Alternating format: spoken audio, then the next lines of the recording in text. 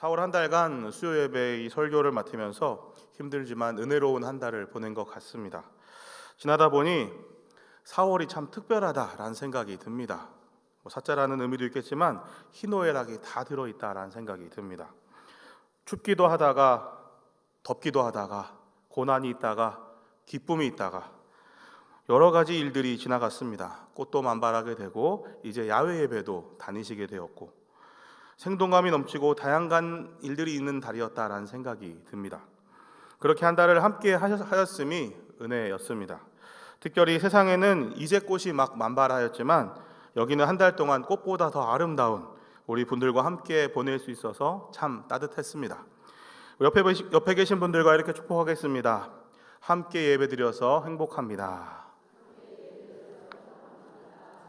네, 계속해서 예배드리시는 가운데 또 오늘 이달의 마지막 말씀을 나누는 가운데 많은 은혜가 있으시기를 소망합니다. 4월 한 달 동안에 앞서도 말씀드린 것처럼 고난주간 부활주일이 있는 달로서 예수님의 생애에 대해서 우리가 살펴보았습니다. 지난주 수요일에는 부활주일 후에 첫 수요일로서 부활하신 예수님을 엠마오 가는 길에서 만난 두 제자에 대한 이야기를 살펴보았습니다. 그리고 오늘은 그 두 제자를 넘어서 예수님의 제자들 12제자를 만난 그 이야기를 장면을 살펴보려고 합니다. 두 번 제자들을 만나셨는데요, 그 내용들을 조금 더 살펴보려고 하고요, 또 그 가운데 특별히 세 가지 당부의 말씀을 하셨습니다. 그 말씀을 이 시간에 살펴보겠습니다. 오늘 본문은 예수님의 십자가 사건 이후에 안식 후 첫날을 맞은 제자들 그 모습 가운데 시작이 되는데요, 안식 후 첫날은 주일을 의미합니다. 금요일에 십자가에 달리신 지 3일째 되는 날 이 주일에 예수님이 부활하셨고 그날 마리아를 비롯한 또 제자들도 만나 주셨습니다. 그리고 그날 저녁에 안식일 저녁에 예수님이 제자들을 만나셨고 또다시 여드레가 지나서 또 한 번 만나시는데요, 그 모든 장면이 이 20장 요한복음 20장 본문에 기록되어 있습니다. 그래서 이렇게 제자들을 두 번이나 만나면서 얘기하셨던 본문이기 때문에 또 마지막으로 당부하셨던 장면이기 때문에 큰 의미가 있다라는 생각이 듭니다. 그러니까 오늘 좀 더 주의해서 예수님이 말씀이 무엇인가 살펴보았으면 좋겠습니다. 안식 후 첫날에 제자들이 모여 있었는데 그들이는 모이기는 했지만 모인 곳에 문을 닫아 놓았는데요, 왜 그러했을까? 19절에 보면 유대인들을 두려워했다라고 기록되어 있습니다. 베드로도 유대인들이 예수님과 함께 있던 자가 아니냐라고 했을 때 3번이나 부인하였지요. 같은 무리로서 자신이 죄를 뒤집었을까 봐 두려운 마음이 있었습니다. 어쩌면 같이 죽을 수도 있겠다 생각도 들었을 것입니다. 그렇기 때문에 이 제자들도 모여 있지만 두려움이 있었던 것입니다. 문을 닫고 은밀하게 모여서 있을 수밖에 없었던 것이죠. 그들은 아직 예수 그리스도를 만나지 못했기 때문에 부활에 대한 확신이 없었을 것입니다. 그저 자신들이 따랐던 예수님이 유대인들의 손에 죽었기 때문에 어떻게 해야 하는가 당황스럽고 상심한 마음으로 있었을 것입니다. 그래서 베드로와 같은 몇몇 제자들은 고향으로 내려가기도 했던 것이죠. 그렇게 모여있던 제자들에게 주님이 나타나셔서 이렇게 말씀하시는데요, 우리 19절 하반절을 보려고 하는데요, 19절의 말씀 우리가 함께 읽도록 하겠습니다. 이날 곧 안식 후 첫날 저녁 때에 제자들이 유대인들을 두려워하여 모인 곳에 문들을 닫았더니 예수께서 오사 가운데 서서 이르시되 너희에게 평강이 있을지어다. 아멘. 예수님이 오셔서 너희에게 평강이 있을지어다 이 말로 시작하고 계십니다. 여기서 우리가 예수님의 첫 번째 말씀을 기억해야 하겠는데요, 첫째로 예수님과 함께해야 평강이 있다라는 것입니다. 오늘 첫 번째로 주목해야 될 단어는 평강이라는 단어입니다. 이것을 인사라고 보기에는 좀 어렵습니다. 왜냐하면 제자들과 두 번 만나는 장면 가운데서 이 19절부터 31절까지의 평강이라는 단어가 3번이나 등장하게 됩니다. 심지어 두 번째 평강이 있을지어다라고 말씀하신 21절은 며칠 후도 아니고 나갔다가 들어오는 것도 아니고 말씀 가운데 한 번 더 말씀하십니다. 제자들이 예수님을 보고 어리둥절해하고 있으니까 손과 옆구리를 보이시고 나서 기뻐하는 제자들에게 다시 한번 말씀하시는 것입니다. 예수님은 평강이 있기를 진정으로 바라셨던 것이죠. 예수님이 십자가에 달리시기 전에 평강에 대해서 이야기한 것을 볼 때도 그러한 것을 생각해 볼 수 있는데요. 요한복음 14장 27절에 보면 평안을 너희에게 끼치노니 곧 나의 평안을 너희에게 주노라. 내가 너희에게 주는 것은 세상이 주는 것과 같지 아니하니라. 너희는 마음에 근심하지도 말고 두려워하지도 말라. 아멘. 여기서 말하는 평안과 평강은 영어 성경으로는 peace라고 되어 있는데요. 같은 말이라고 할 수 있습니다. 그래서 새 번역에는 평화로 번역되어 있고요. 현대인의 성경에는 평안으로 번역되어 있습니다. 같은 단어라고 보시면 좋겠습니다. 예수님의 말씀하시는 것을 전반적으로 볼 때에 평강 주시기를 원하고 제자들이 평강하기를 원하셨다는 것을 알 수가 있습니다. 본문의 제자들의 모습을 보면 제자들의 모습처럼 예수님이 없었을 때는 두려운 것이었고 예수님이 계셨을 때에는 평안한 것, 평강한 것이라고 할 수가 있는 것이죠. 예수님이 그러한 평강을 누리시기를 원하십니다. 자신의 못자국 난 손과 창에 찔린 옆구리를 보여주면서까지 그 아픈 상처를 내어 보이시면서까지 그들이 예수님을 알아보고 함께 있다라는 것을 느끼며 거기서부터 마음의 평안을 갖기를 바라셨습니다. 우리는 오늘날 예수님의 우리를 위해서 십자가를 지셨다는 것을 너무나도 잘 알고 있습니다.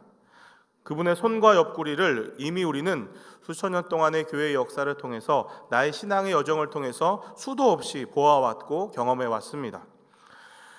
믿음의 선조들, 선교사들, 교회의 전통, 더 나아가서 우리 각자에게 임하신 예수 그리스도를 통해서 이미 경험해 왔지요.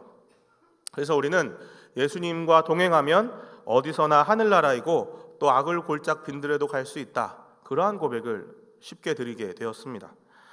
사망의 음침한 골짜기를 다닐 때에도 해를 당하지 않을 것이다 확신을 가지고 찬송할 수가 있는 것이죠. 이 세상에 아무리 힘들고 어려울지라도 시련과 고난의 연속일지라도 부활의 주님이 제자들에게 나타나셨듯이 우리에게 또한 나타나셨고 또 우리와 함께 계시기 때문에 우리는 두려움이 아니라 평강으로 나아갈 수 있는 것입니다. 사도행전의 스데반의 순교를 우리가 기억해 보았으면 좋겠습니다. 그 순교의 순간에 하나님 나라의 보좌를 바라보았습니다. 그리고 그를 죽인 사람들에게 그들의 죄를 사하여 주십시오. 내 영혼을 주님 손에 의탁합니다. 이렇게 돌에 맞으면서도 평안하게 최후를 맞는 모습을 우리는 기억할 것입니다. 그는 보좌 위에서 자신을 바라보시는 주님, 순교의 순간에 함께 계시는 주님을 보았기 때문에 평안할 수가 있었던 것이죠. 세상에서 사람들은 계속해서 무언가에 쫓기듯이 살아갑니다. 주님이 주시는 평안이 없기 때문이죠. 한편으로 믿는 우리에게는 진정한 평안이 있는가 생각해 보게 됩니다. 사실 우리의 삶을 보면 근본적으로는 좀 평안이 많이 없어 보이는 것도 사실입니다. 예수님이 주시는 평안을 우리가 느껴야 하는데 우리가 그러지 못하고 있는 것 같습니다. 예수님을 만나게 되면 세상이 줄 수도 없는 알 수도 없는 평안이 우리에게 임하는 것 너무나도 잘 알고 있죠. 그럼에도 불구하고 왜 그것을 느끼지 못하는가? 물질을 의지하면 늘 불안할 수밖에 없기 때문입니다. 세상을 바라보면 늘 불안할 수밖에 없기 때문입니다.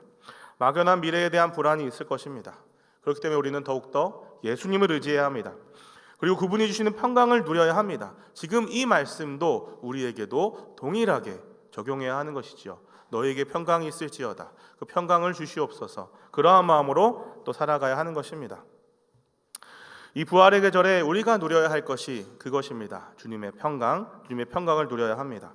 주님을 만나십시오. 그리고 더 깊이 그분을 경험하십시오. 우리 모두가 이 부활의 계절에 예수님을 깊이 만나고 경험하기를 원합니다. 그분을 만남을 통해서 삶의 모든 두려움이 떠나가고 주님의 놀라운 평강을 경험하시는 그 평강이 임하시는 복된 삶이 다 되시기를 주님의 이름으로 축원합니다. 둘째로 예수님이 주시는 성령을 받아야 한다라는 것입니다. 두 번째 주목해야 될 단어는 성령이라는 단어입니다. 22절의 말씀 함께 읽도록 하겠습니다. 22절입니다. 이 말씀을 하시고 그들을 향하여 숨을 내쉬며 이르시되 성령을 받으라. 아멘. 이 말씀을 하시기 전인 21절 하반절에 보면 아버지께서 나를 보내신 것 같이 나도 너희를 보내노라 라고 예수님이 먼저 말씀하셨죠. 그리고 성령을 받으라 말씀하셨습니다. 그러니까 예수님이 평강을 주시기 위해서 우리에게 오신 것처럼 아버지의 보냄을 받아서 오신 것처럼 평강을 받은 우리는 예수님의 보내심을 받아서 세상으로 나아가서 세상의 평강을 전해야 한다는 것입니다. 그것이 제자도라고 할 수 있겠지요. 그런데 보내시면서 예수님은 그냥 보내시지 않으셨습니다. 숨을 내쉬면서 성령을 받으라 말씀하셨죠. 사실 예수님은 이 땅에 계실 때에 계속해서 성령에 대해서 제자들에게 말씀해 주셨습니다. 요한복음 14장 26절에 보면 보혜사 곧 아버지께서 내 이름으로 보내실 성령 그가 너희에게 모든 것을 가르치고 내가 너희에게 말한 모든 것을 생각나게 하리라. 또 예수님이 승천하시고 나면 성령이 오셔서 모든 것을 알게 하실 것이다 라는 말씀이고요. 요한복음 16장 7절에 보면 내가 떠나가는 것이 너희에게 유익이라. 내가 떠나가지 아니하면 보혜사가 너희에게로 오시지 아니할 것이요 가면 내가 그를 너희에게로 보내리니. 아멘. 예수님이 가셔야 성령님이 오시는 것이고 그것이 유익이다. 그러니까 그 성령을 받아라. 이제는 성령을 의지해서 살아라 말씀하고 계신 것이죠. 누가복음에 보면 구체적으로 그것을 당부하고 계신데요. 승천하시기 직전에 예수님의 말씀 그 당부를 함께 읽어보도록 하겠습니다. 누가복음 24장 49절의 말씀입니다. 읽겠습니다. 볼지어다 내가 내 아버지께서 약속하신 것을 너희에게 보내리니 너희는 위로부터 능력으로 입혀질 때까지 이 성에 머물라 하시니라. 아멘.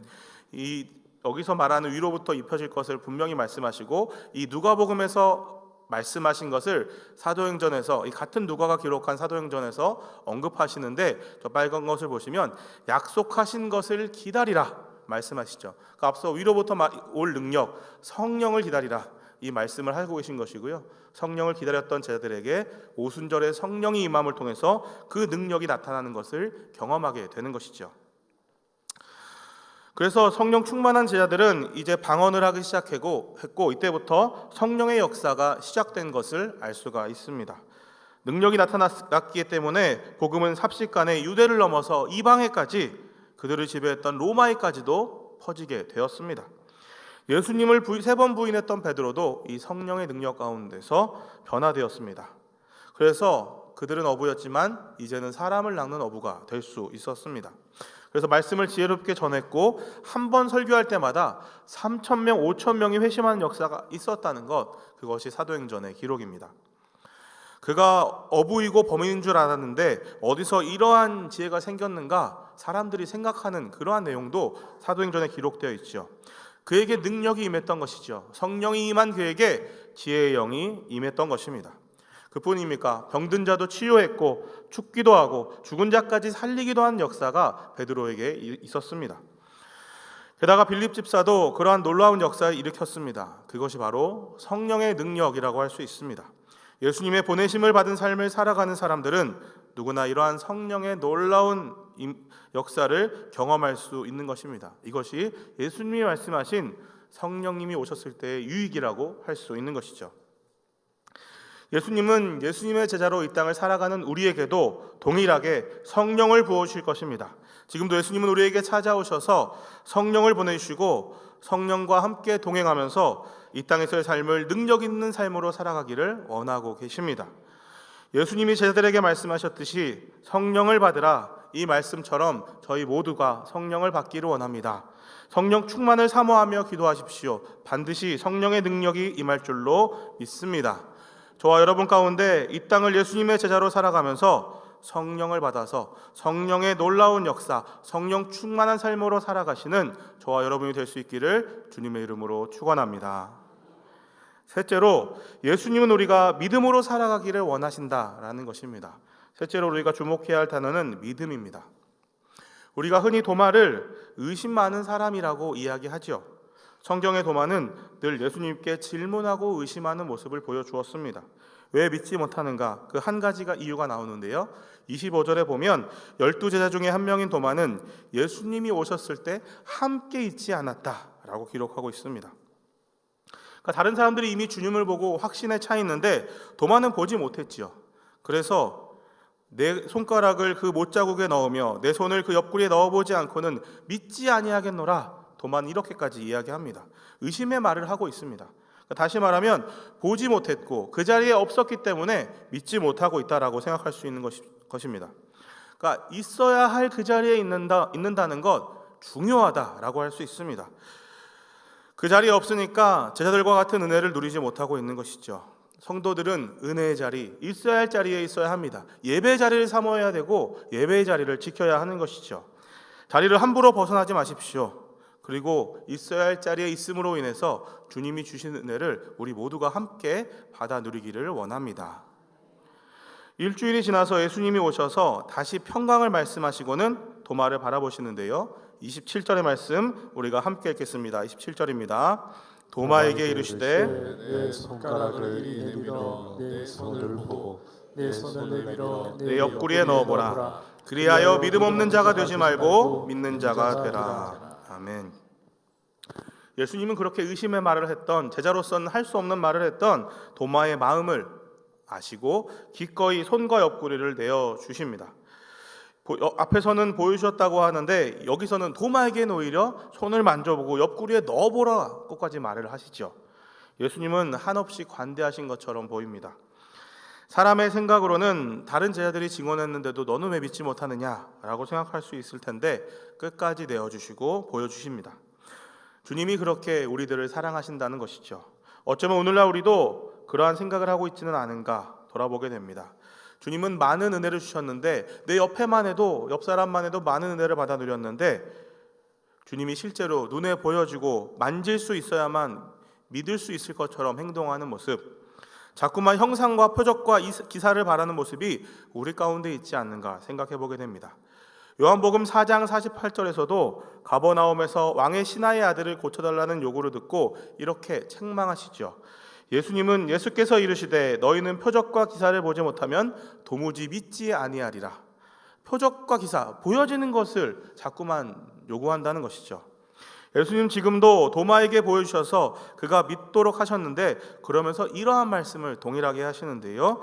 29절의 말씀 우리가 함께 읽도록 하겠습니다. 예수께서 이르시되 너는 나를 본고로 믿느냐? 보지 못하고 믿는 자들은 복되도다 하시니라. 아멘. 살아가면서 보면 사람마다 참 성향이 다른 것 같습니다. 어떤 분들은 그저 듣기만 해도 잘 믿는 분들이 있으십니다. 그런데 어떤 분들은 도마처럼 의심까지는 아닐지 모르지만 질문을 굉장히 많이 하시는 분들이 있습니다. 맹목적인 믿음도 위험하다고 할 수 있겠지만 너무 이성적으로 믿으려고만 해도 위험하다고 할 수 있습니다. 사람의 성향마다 다르겠지만 어느 정도 이것은 조화를 이루어가면서 상호 보완의 관계가 돼야 하는 것이죠. 주님도 보지 못하고 믿는 자들은 복되다고도 하시지만 도마에게도 자세히 보여주시고 설명도 해주시지 않습니까? 무관심보다는 질문이 낫다라는 생각도 하게 됩니다. 아이들이 참 질문을 많이 하지요. 제 아들도 저에게 이건 왜 이래 저건 왜 이래, 자기 생각과 다르면 내 생각은 이거야 라고 말하면서 계속해서 저하고 동일하게 하려고 생각을 할 때가 많습니다. 때로는 설명하기가 어려운 것도 참 많은 것 같아요.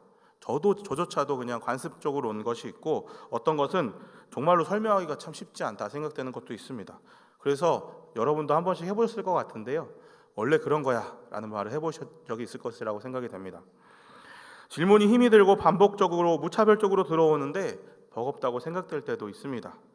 그래도 가능하면 할 수 있는 한 자세하게 설명해 주려고 노력을 합니다.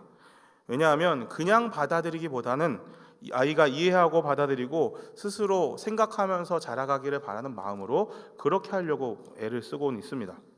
하물며 우리 하나님은 어떠하시겠습니까? 모든 사람이 믿음에 이르기를 원하시는 주님께서 도마에게처럼 우리도 믿음이 없는 자가 되기보다는 만져보고 믿는 자가 되기를 원하시지 않으시겠습니까? 신앙의 질문을 계속해서 반복해서 우리가 하게 될 때 예수님이 그것을 불편해하시고 싫어하시겠습니까? 주님 우리를 긍휼히 여기시고 사랑하는 마음으로 우리의 질문에 응답해 주시고 계속해서 말씀해 주시고 보여주시는 분이십니다. 그래서 가끔은 우리가 정말로 그것을 사모하면서 나아가야 하는데요. 도마처럼 직접적으로 주님을 경험하게 해달라, 그러한 경험을 추구하며 또 기도하는 일 또한 해야 하는 것이죠. 수많은 신앙서적을 집필한 필립 얀시라는 사람이 있습니다. 그는 그의 책에서 교회 나의 고민 나의 사랑이라는 책을 썼는데요. 거기서 자전적인 이야기를 합니다.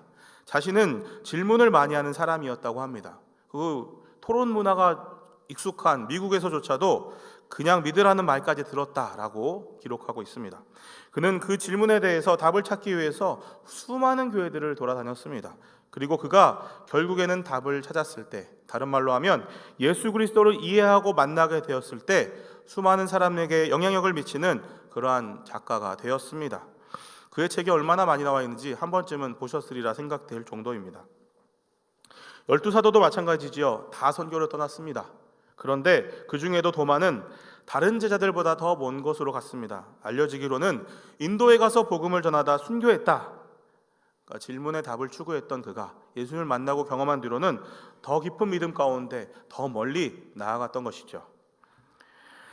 오늘 읽은 요한복음 20장 외에 21장은 보통은 부록이다 이렇게 이야기합니다. 그러니까 오늘의 본문의 사건이 마지막 예수님의 행적이라고도 볼 수가 있는데요. 즉 요한복음은 예수님께서 부활하신 후에 가장 마지막 기록으로 이 도마와 주고받은 이 대화를 기록하고 있다라는 것이죠. 부활하신 예수님의 기록인데 이것을 마지막에 기록했다는 것은 큰 의미가 있지 않겠습니까? 그냥 이 말씀을 의심 많은 도마에 대한 이야기라고 가볍게 읽고 넘어가서는 안 될 것입니다. 20장의 마지막 두 구절에 그렇게 생각할 수밖에 없는 중요한 말씀이 나와 있는데요. 우리 20장 30절 31절의 말씀을 함께 읽도록 하겠습니다. 예수께서 제자들 앞에서 이 책에 기록되지 아니한 다른 표적도 많이 행하셨으나 오직 이것을 기록하면 너희로 예수께서 하나님의 아들 그리스도이심을 믿게 하려 함이요 또 너희로 믿고 그 이름을 힘입어 생명을 얻게 하려 함이니라. 아멘. 이것이 요한복음의 기록 목적인데요. 요한복음의 기록 목적, 그것은 예수님을 믿고 새 생명을 얻게 하려는데 목적이 있는 것입니다. 그러한 목적으로 이 도마의 기록 또한 기록하고 있다라고 볼 수가 있는 것이요. 많은 표적과 기적이 있지만 그것을 차치하고 이것을 기록하고 있다는 것이 어떠한 의미가 있는가를 생각해 볼 수 있는 것입니다. 그러니까 성경은 예수 그리스도에 관한 책이고 그 예수 그리스도를 말씀을 통해 만나고 믿도록 하기 위한 목적 가운데 이러한 계획, 이런 일들이 쓰여졌다는 것입니다. 의심이 있으십니까? 그렇다고 한다면 때로는 도마처럼 주님을 그저 믿게 해달라고 기도할 필요가 있습니다. 그분을 만져보고 믿음을 얻게 된 도마처럼 굳건한 믿음의 사람이 되면 좋겠습니다. 그러나 자꾸 현상과 표적을 구하며 거기서만 믿음을 얻으려고자 하는 모습은 우리가 지양해야 합니다.